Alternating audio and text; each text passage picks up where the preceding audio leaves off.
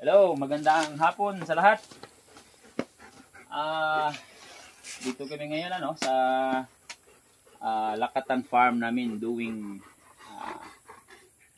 leaf pruning kasi may mga spots na ng sigatuka. So ito yung ano na ba ito? 5 months old. We plant this Lakatan last mid of May. So we're now in the mid of September, June, July, August, September. So 4.5 months. It was already planted before, around 5 years ago. Nakapagtalim kami dito ng the same variety, no? Lakatan. So kung makikita nyo, may mga spot-spot na nasakit, kagaya nyan. May ano tayo dyan. Yan yung tinatawag nating muko. Yun. Then we have also bansitap at saka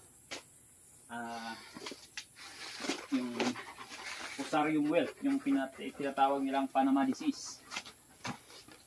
At ang nakaganda nito is way back the mid of July, nung naging 2 months old na siya, we started to spray sigatoka control. So yung ginamit namin is yung dalawang chemical lang, no? Yung mancozeb at saka chlorothalonil. 7 days interval. So ito yung resulta niya.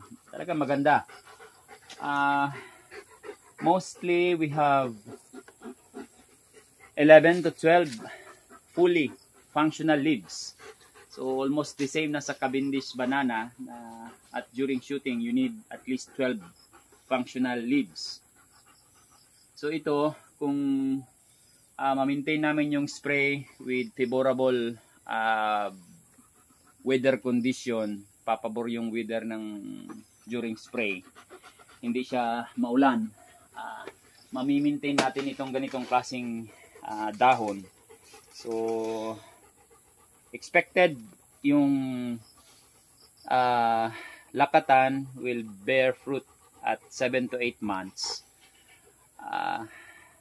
Sana nga, no, ma-maintain natin itong ganitong dahon so that we can produce bigger fruits, then much heavier. Kasi if we go back on the making of yung pagkain ng halaman in a photosynthesis, dito sa dahon yung paggawa niya ng pagkain. So mas maraming dahon, mas healthy, mas malalaki yung magiging prutas niya. So hoping guys,